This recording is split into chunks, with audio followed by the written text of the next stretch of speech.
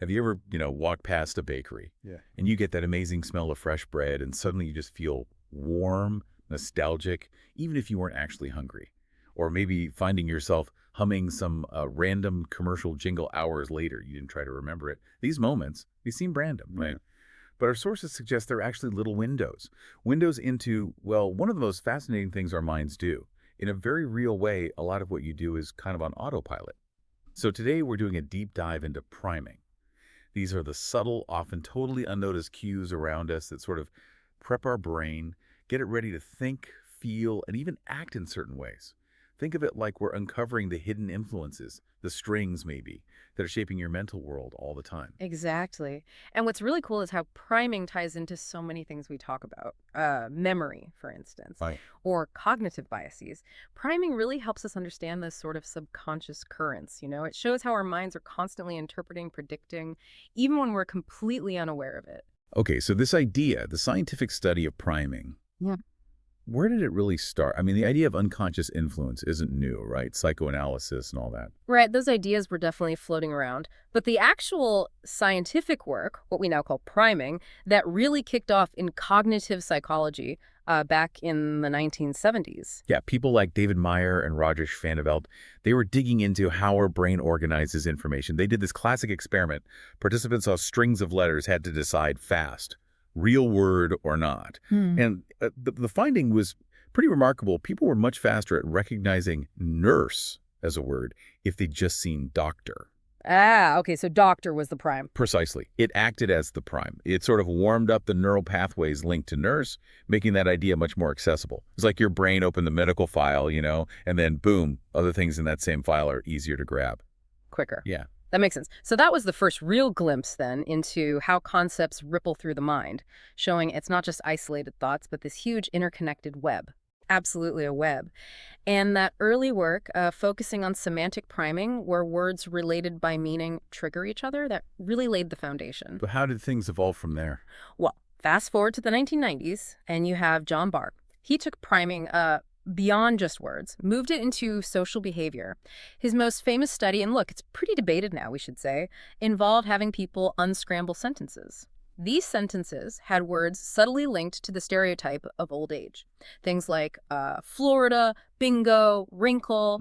Afterwards, they timed participants walking down a hallway secretly. Right. And incredibly, the ones primed with the elderly words. They walked significantly slower than the control group. Wow. Yeah, it was like they started acting out the stereotype, but crucially, with no conscious awareness of doing it. That does sound like a bombshell finding. Just a few words shifting actual physical behavior without you knowing. So, okay, let's pin it down. What exactly is this invisible force, priming, at its core? According to our sources, the basic definition is this. Priming is a psychological thing where exposure to one stimulus, the prime, influences how you respond to a later stimulus, the target. And the key bit, it all happens without your conscious intention, automatically. Right, and think of your brain like this massive library. Okay, billions of interconnected books, each book a concept. When you pick up, say, Beach Book, your brain, the librarian, doesn't just stop there. It automatically pulls related books off the shelves nearby. Suddenly, sun, sand, waves, vacation, they're all right there on the table, easy to reach. So if someone then asks you, quick, name a yellow object, you might blurt out sun faster than you normally would have because beach made sun more cognitively accessible. Easier to grab. Exactly. And this isn't some kind of mental glitch. It's fundamental. It's how our system is supposed to work. Our brains are dealing with so much information constantly. They need shortcuts. Priming is a major one. You could call the brain a cognitive miser, always looking to save energy. So it anticipates what might come next based on recent cues, helps it process stuff faster, smoother. That makes a ton of sense. It's about efficiency. And our sources mentioned different kinds, right? Can you Yep. break those down? Sure. So that doctor-nurse thing, that's conceptual or semantic priming, ideas related by meaning, like see a cat picture. You might recognize the word meow faster. Simple enough. Then there's behavioral priming. That's the walking slowly example. A concept like elderly influences your actual physical actions. Right. And the third main one is affective priming. This taps into emotions. So imagine you see a quick flash of a smiling face, maybe too fast to consciously register. But then if you're asked to rate something neutral, like maybe a Chinese character you don't understand, you might rate it slightly more positively. because your brain kind of misattributes that little blip of positive feeling from the smiling face onto the next thing it sees. It gets transferred, basically. Okay. And the crucial thing running through all of these types? It's all happening on autopilot. You don't decide to walk slower after reading Florida. Your brain just connects the dots behind the scenes. So let's go a bit deeper. Under the hood, how does this actually work in the brain? How does thinking about one thing make another related thing more likely? Well, think about neurons. When you activate a concept, let's say money, a whole network of neurons fires up. Now, concepts closely linked to money, maybe wealth, power, greed, success, they have their own neural networks that are physically close or strongly connected to that money network. Okay. So when you're primed with money, its network lights up. And that activation sort of lowers the threshold for those connected networks to fire too. It's almost like turning up the volume on related ideas, makes them more likely to pop into your head or influence your next action. Like pre-activating them. Yeah, pre-activating or making them preferentially active. So in that example, if you were then in a situation deciding whether to be, say, selfish or generous, maybe those greed or self-interest networks, being already warmed up by the money prime, are more likely to fire than, say, community or sharing networks. Wow. Okay, so connecting this to everyday life then. Why does this matter for, you listening right now? Because, as our sources really emphasize, you are being primed constantly, every day. The news headlines you skim in the morning, they might prime you to see the world as dangerous or maybe hopeful, depending on the story. That upbeat music in the coffee shop, it might prime you to feel more positive, more energetic without you thinking about it. Definitely. Or think about work. A critical comment from your boss, even a small one, could prime you to be more defensive, maybe less creative for the rest of the afternoon. So these subtle cues are like silent architects, quietly building our reality moment by moment. That's a great way to put it, a silent architect. And it explains a lot of common experiences. Those sudden mood swings. You feel down but can't figure out why. Maybe you were just negatively primed by something you barely registered. A sad song in the background, a frustrating news alert that popped up. Or even an ad for something unhealthy, making you suddenly crave it. Exactly. It influences impulsive decisions, too. Think about fast food menus, the bright reds and yellows, the focus on value and combo deals. That primes you for quick, easy, maybe less than healthy choices. Not slow, considered ones. And social judgments too, right? Oh, absolutely. If you're just talking about a friend you admire as ambitious, and then you meet someone new who's very confident, you might interpret their behavior as driven. Yeah. But if you'd just been complaining about someone being arrogant, you might see that same confidence very differently.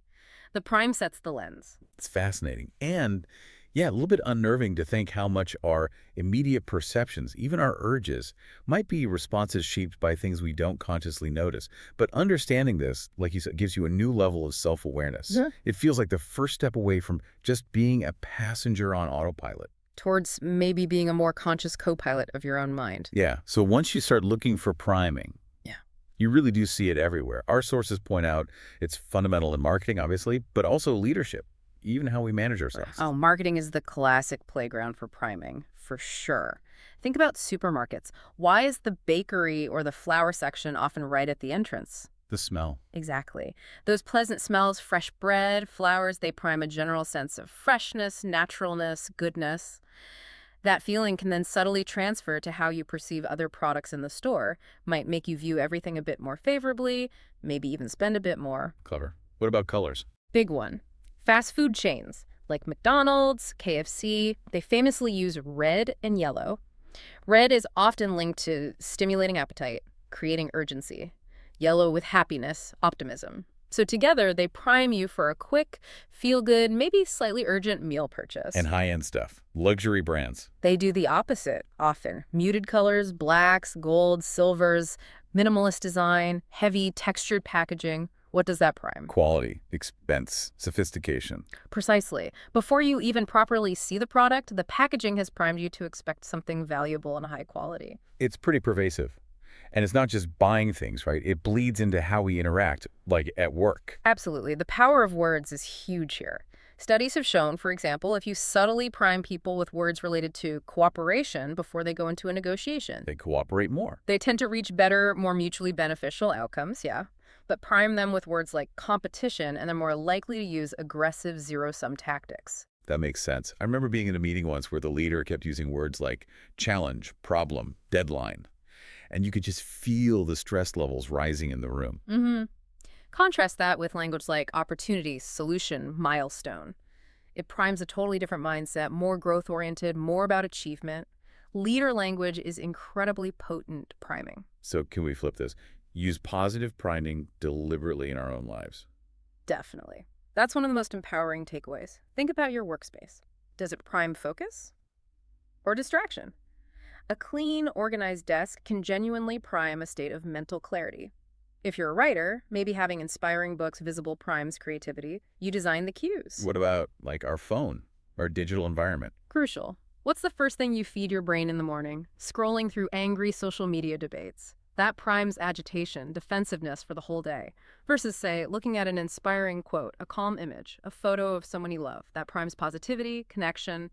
Curate your digital diet. And rituals, like before something important. Yeah, pre-performance rituals are classic positive priming. Athletes know this instinctively, right? That specific high-energy playlist before a game. It's not just about getting psyched up. It's a learned cue that primes a mindset of confidence, power, readiness. So you could apply that before a big presentation, maybe? Or even a difficult conversation. Exactly. Or a tough workout. Find cues that help you access the state of mind you need. Okay, I have to admit, this whole idea of priming can feel a little unnerving, maybe even a bit like mind control. It seems important to tackle some of the myths around it. Yeah, that's a really common reaction, and it's good to address it. The biggest myth, probably, is that priming is the same thing as subliminal messaging. Right, like the old hidden messages in movies rumor, eat popcorn. Exactly that rumor, which was largely debunked, by the way. Right. True subliminal messages are presented below the threshold of conscious perception. You literally don't see or hear them. And decades of research show their effects are, well, pretty weak, short-lived, unreliable, if they exist at all in most real-world contexts. So how is priming different? Priming almost always uses superliminal cues, stimuli that are perfectly visible or audible. You see the word Florida, you hear the music, you smell the bread. The trick isn't that the cue is hidden, it's that you don't consciously attend to it, or you don't notice its potential influence on you. Ah, So priming isn't secretly injecting a command, it's much more subtle.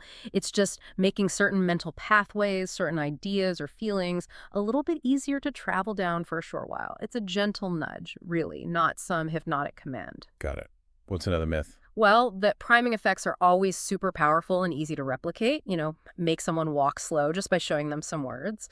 The reality is more complex. The field went through and is still dealing with what researchers call a replication crisis. Meaning some of those really dramatic early findings, like the famous Barg slow walking study, have actually been quite difficult for other independent labs to reproduce consistently. So priming isn't real. No, that's not it. Priming is definitely a real phenomenon. What it means is that the effects are often more nuanced, more dependent on the specific context than maybe first thought. The power of a prime isn't absolute. It depends on loads of things. Your current goals, are you trying to be helpful or are you late for a train? Your mood, how aware you are, the specific environment. So it's not like you can just prime anyone to do anything. Not at all. Your existing beliefs, your goals, your habits, they all act as pretty strong defenses against unwanted nudges. The autopilot, it can be influenced, but it's generally not going to fly the plane into a mountain just because of a subtle cue. It has its own direction. That's reassuring. So thinking about the future then, where does priming research go from here? It feels like it's moving out of the lab more. Exactly. The big push now is to understand how these priming effects work in the messy, complex, noisy real world, not just in controlled lab settings. And there's huge interest in the potential for positive applications. Can we consciously design environments to prime beneficial outcomes? Like hospital waiting rooms designed to prime calm and healing. Educational apps designed to prime curiosity and persistence. Public health campaigns that gently prime healthier choices without being preachy or coercive. It sounds like the whole nudging idea, right? Using psychology to help people make better choices. Precisely. That's where a lot of this research connects, using these subtle influences to architect better choices, better environments. But of course, that also raises some really important ethical questions, doesn't it? Like, where's the line? Exactly. As we get better at understanding how to prime thoughts, feelings, behaviors, the potential for misuse grows too. Think about political persuasion, addictive technology design, hyper-targeted advertising that knows just what buttons to push. There's a fine and sometimes blurry line between a helpful nudge and a manipulative shove. That's a conversation we absolutely need to be having. Definitely. So wrapping this up then, we've taken a real journey Mm-hmm. into the mind's automatic pilot system.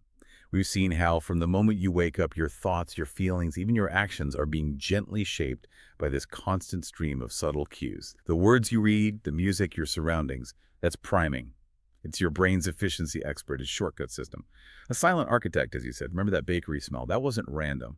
That was your brain's incredible network firing up, linking that scent to memories, emotions, maybe even a physical feeling of hunger or comfort, all automatically. Mm-hmm. And the key takeaway isn't that you're just a puppet on a string, but maybe realize that your strings are being gently tugged throughout the day. The really good news here, though, is that awareness changes the game. Awareness is the first crucial step towards regaining some conscious influence. So maybe a little challenge for everyone listening. Mm. For the next few days, try becoming a detective of your own mind. When you notice a sudden mood shift or an urge comes out of nowhere, just pause for a second. Ask yourself, what might have just primed that? Notice the music playing in the store. Notice the headlines. Notice the language people around you are using. What cues are you absorbing? Because understanding the autopilot, understanding these automatic influences, it doesn't mean you have to somehow turn them off. That's impossible and probably not even desirable. It means learning how to work with them.